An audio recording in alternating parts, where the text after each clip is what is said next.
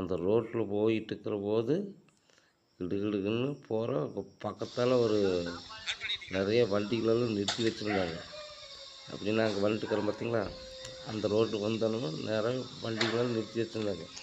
கிடுகிடுன்னு சேர்ந்து அந்த வண்டி கிட்ட போய் என்ன ஏதுன்னு எங்கே இருக்குதுன்னு கேட்கலாம அதுக்கும் கீழே தான் அந்த கோயில் இருக்குதுன்னு அவர் சொன்னாங்க ஒருத்தர். சரின்னு சொல்லிட்டு அவங்க கீழே போனால் அங்கே ஒரு படிக்கட்டு, அந்த படிக்கட்டில் நான் அப்படியே ஓடுறேன்.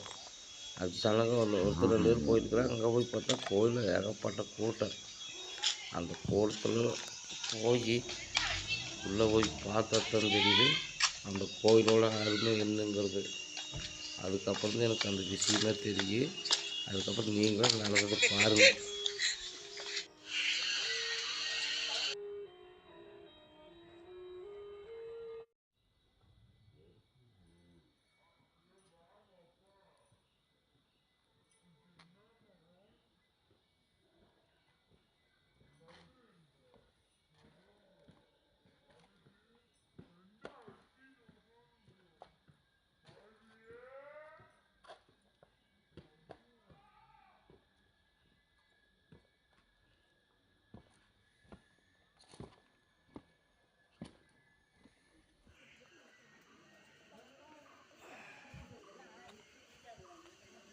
இப்போது எங்கே வந்திருக்கிறேன்னா கொல்லிமலை கோயில், கொல்லிமலைக்கு கோயிலுக்கு வந்திருக்கிறேன். அந்த கோயில் எப்படி இருக்குது, எவ்வளோ சக்தி உள்ள கோயிலுன்னு நீங்களே பாருங்கள்.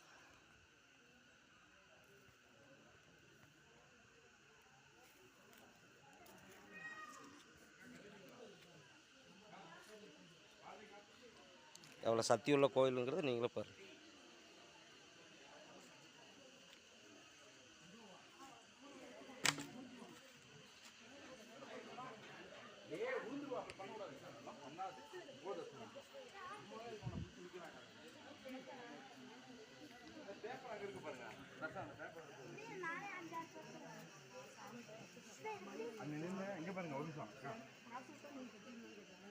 உள்ள இருக்குது ஒரு சாமி.